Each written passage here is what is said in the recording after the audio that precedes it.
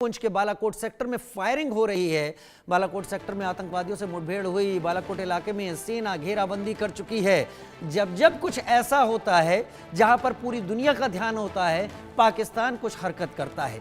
जब जब कुछ ऐसा होता है कि भारत और चीन के बीच में नजदीकी दिखाई पड़ती है, ये मान के चलिए कि एलएसी पर चीन शैतानी कर रहा होगा। लेकिन इस बार क्योंकि शहबाज शरीफ एससीओ की बैठक में है, प्रधानमंत्री मोदी भी हैं, बहुत सारी नजरें हैं इन सब पर। इस बीच पाकिस्तान ने आतंकवादियों को मॉनसून और इन चर्चाओं के बीच में भारत में धकेलने की कोशिश शुरू कर दी है और सेना ने बालाकोट इलाके में घेराबंदी कर दी है।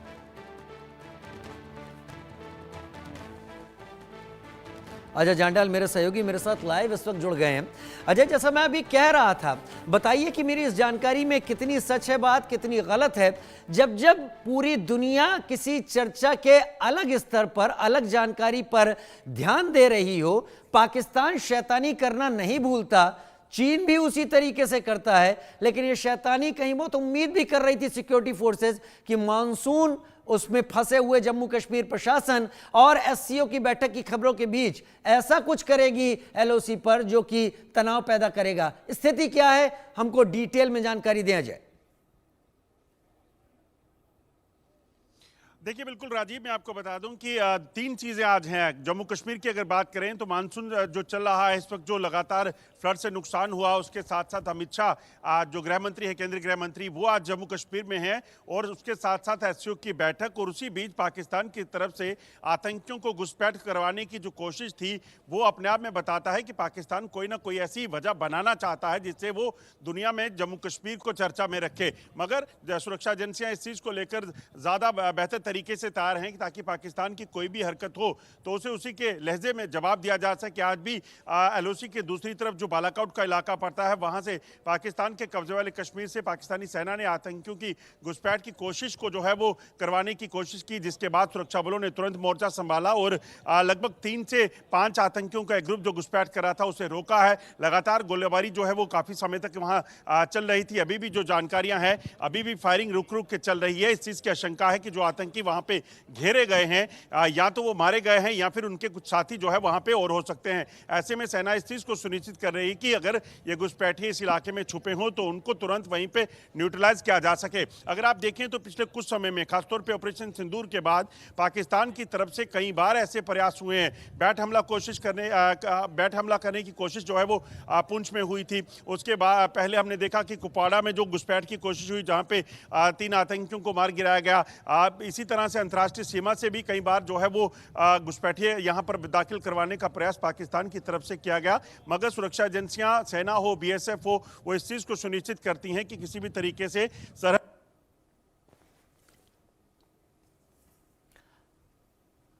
अब बात करते हैं आपसे। आपकी तकनीकी कारणों से आपकी आवाज़ थोड़ी सी नहीं आ पा रही है हमारे साथ अजय, लेकिन हम तस्वीरें लगातार दिखा रहे हैं। बालाकोट सेक्टर की जो तस्वीरें हम तक पहुंची हैं और जहां पर सेना ने पूरी घेराबंदी इस वक्त कर ली है और सेना ने तय कर दिया है कि कुछ भी ऐसा नहीं हो जो जम्मू कश्मीर में पाकिस्तान की बदनीयत को सामने रखे।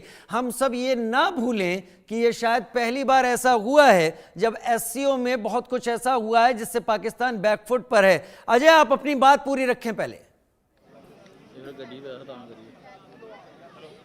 देखिए, बिल्कुल, अगर आप देखें जिस तरीके से हालात यहाँ पर बने हुए हैं, उन हालात में कहीं ना कहीं ये बड़ा ज़रूरी हो जाता था। इस चीज़ की आशंका पहले से लगाई जा रही थी कि पाकिस्तान कोई ना कोई शरारत जो है वो कर सकता है और उसी तरीके से उसी चीज़ को जो है वो ध्यान देते हुए सुरक्षा बलों ने पहले से अलर्ट रखा था। और जैसे ही बीती रात जो है वहाँ पर कुछ हरकत देखी गई तो सेना ने जो है वो मोर्चे को संभाले रखा और सुबह लगभग 5:30 बजे के करीब पहला फायर जो है वो भारतीय सेना की तरफ से तब किया गया जब ये आतंकी जो है वो घुसपैठ करने का प्रयास कर रहे थे। पाकिस्तानी सेना की सहमति के बिना या उनकी मर्जी के बिना उस इलाके में कोई आ सके, इस चीज ये मुमकिन है नहीं। तो ऐसे में पाकिस्तान की तरफ से कोशिश जो है वो की गई थी कि किसी भी तरीके से इस इलाके में जो अगर आतंकी घुसपैठ करने की कोशिश करें तो वो उन्हें कवर फायर दें। मगर सेना ने लगातार जवाबी कार्रवाई की और पाकिस्तान की इस कोशिश को नाकाम कर दिया। वाकई अजय, सेना ने जवाबी कार्रवाई की, पाकिस्तान की कोशिश को नाकाम कर दिया, लेकिन ये जो पूरा का पूरा हिस्सा है एलओसी का, ये एलओसी का हिस्सा कठुआ से लेकर पुंछ, नौशेरा, सुंदरबनी, राजौरी, ये सारा एरिया इस वक्त जबरदस्त मॉनसून की मार में इस वक्त है और उसके चलते बहुत सारी दिक्कतें सामने आ रही हैं। लेकिन इन्हीं दिक्कतों का, इन्हीं चर्चाओं के बीच में फायदा उठाने की कोशिश पाकिस्तान अक्सर करता रहता है और इसी काम में वो लगा रहता है। शायद उसने ये कोशिश की कि पूरी दुनिया का ध्यान इस वक्त तियानजिन के ऊपर है और अगर तियानजिन के ऊपर पूरी दुनिया का ध्यान है तो इस पर किसी का ध्यान नहीं आएगा। अजय, मैं आपका ही रुख करता हूं। बड़े सरप्राइजिंग रूप से इस बार दो चीजें हुई हैं जो एससीओ से निकल कर आई हैं, जो वहीं मौजूद शहबाज शरीफ के लिए परेशानी वाली बातें हैं। पहला, प्रधानमंत्री नरेंद्र मोदी ने एससीओ के मंच पर साफ कर दिया कि पहलगाम एक घिनौनी वारदात थी। पाकिस्तान ने इससे पहले इस सारे टर्म्स को हटाने और इसका जिक्र करने से कई जगह पर बहुत ज्यादा अपने सवाल उठाए थे, लेकिन पाकिस्तान यहां खामोश रहा। लेकिन आश्चर्यजनक रूप से शी जिनपिंग ने भी आतंकवाद पर अपनी तरफ से कहा कि यह स्वीकार्य नहीं है। कितनी मुश्किल हुई होगी, क्योंकि शी जिनपिंग क्या सोच रहे हैं मुझे नहीं पता, लेकिन डिप्लोमेसी के तहत शब्दों का चुनाव भी बहुत मायने रखता है और उस शब्द बोलने से पहले बहुत मंथन किया जाता है। अजय, देखिए, बिल्कुल अगर आप देखें तो जिस तरीके से आज अगर दुनिया में भारत का रुतबा बढ़ा है, जिस तरीके से भारत की छवि जो है वो ऊपर जा रही है, उससे एक चीज़ बड़ी साफ है कि दुनिया को एक चीज़ समझ आ रही है कि भारत इस चीज़ को बड़े पुख्ता तरीके से दुनिया के सामने रख रहा है कि आतंकवाद के मुद्दे पर कभी भी कॉम्प्रोमाइज़ नहीं किया जाएगा, चाहे वो पाकिस्तान है चाहे वो चीन है। जो भी समर्थक होगा उसको जवाब दिया जाएगा और इसीलिए शायद चीन को भी ये समझ आया और चीन की तरफ से भी शी जिनपिंग ने साफ किया कि आतंकवाद को लेकर उन्होंने भी सीधे स्पष्ट कर दिया है कि आतंकवाद जो है उसे बर्दाश्त नहीं किया जा सकता।